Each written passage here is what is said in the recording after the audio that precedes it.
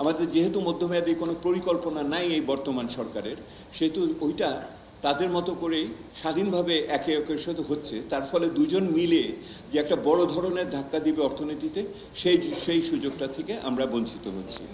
এবং আমরা যেটা বলেছি যে হোয়াইট পেপারের ভিতরে আপনারা জানেন যে তিনটি শক্তির ত্রাসস্পর্শ, তিন শক্তি একত্রিত হয়েছিল বাংলাদেশে, এই ক্লেপ্টোক্রেসি বা যেটাকে চোরতন্ত্র বলে বা লুটপাটতন্ত্র বলেন কেউ কেউ। তো এইটার ভিতরে ছিলেন আমাদের আমলারা, এইটার ভিতরে ছিলেন আমাদের ব্যবসায়ীরা, নির্দিষ্ট ব্যবসায়ী গোষ্ঠী যাদের আমরা অলিগার্ক বলি, এবং এটার সাথে আমাদের ছিলেন কিছু আপনার রাজনীতিবিদ। তাও আপনারা জানেন কোন ধরনের রাজনীতিবিদ। এখন যদি আপনি লক্ষ্য করে দেখেন তাহলে রাজনীতিবিদরা পালিয়ে গেছে, আপনার ব্যবসায়ী গোষ্ঠীরা ম্রিয়মাণ হয়ে আছেন, আর আমলারা আবার পুনরুজ্জীবিত হয়েছেন। সো আমরা দেখছি যে এটা আমি বলেছি যে রিসার্জেন্স অফ দ্য ব্যুরোক্রেসি আমরা দেখছি আবার, এবং একই সাথে আমরা দেখছি যে the political actors and the chamber leaders still remains very shy and subdued. This is not good for the economic মানে interactions and in terms of delivery.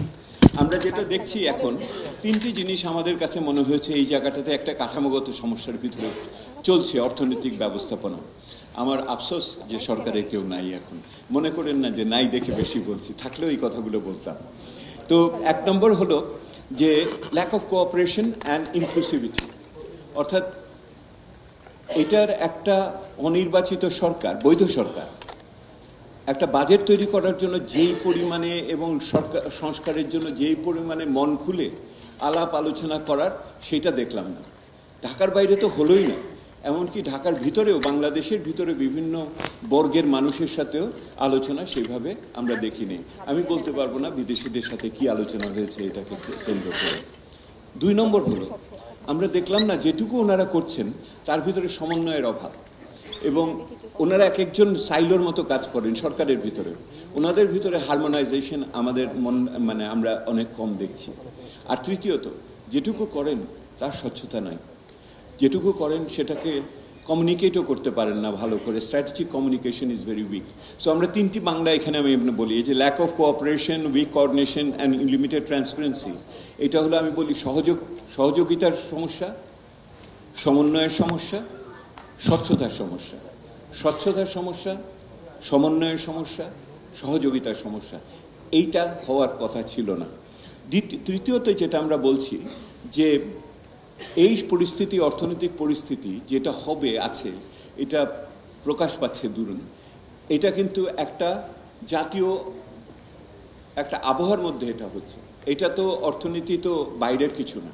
আমাদের সাধারণ আক্ষেপ হলো সরকারের পক্ষ থেকে অন্যান্য সংস্কারে যতখানি মনোযোগ দেওয়া হয়, অর্থনৈতিক সংস্কারের ব্যাপারে অতখানি মনোযোগ আমরা দেখি না। এটা একটা বড় ধরনের সমস্যা। এবং ওনারা অনুধাবন করেন না, অর্থনীতিতে যদি স্বস্তি না থাকে তাহলে অন্য কোনো সংস্কার কিন্তু স্বস্তিতে থাকবে না। সেহেতু অর্থনৈতিক স্বস্তিটা আপনারা মনে করে দেখেন, যখন একটু টাকার দাম ঠিক হলো, আমাদের মূল্যস্ফীতি একটু ঠিক হলো, তখনই যখন একটু স্বস্তির মধ্যে আসলো মধ্যবিত্ত, তখনই আলোচনা শুরু করলো কি 5 বছরের জন্য সরকার। দেখেন কীরকম দাঁড়ায় যে আপনি অর্থনৈতিক স্বস্তি দিলেই সরকারের কিন্তু গ্রহণযোগ্যতা বাড়ে, এবং তারা তখন বিভিন্ন অন্যান্য পদক্ষেপগুলো নেওয়ার ক্ষেত্রে অবস্থান নিতে পারে। বাংলাদেশে আমরা যেটা বলছি যে এই মুহূর্তে সেই অর্থনীতিতে মনোযোগটা নাই, সমন্বয়ের অভাব, স্বচ্ছতার অভাব ইত্যাদির কারণে অন্যান্য যে সংস্কার করছেন ওইটা আপনার কিন্তু ক্ষতিগ্রস্ত হবে এইটার ফলে। সেই জন্য আমরা বলছি যে 4টে প্রক্রিয়া চলছে। একটা হলো আপনার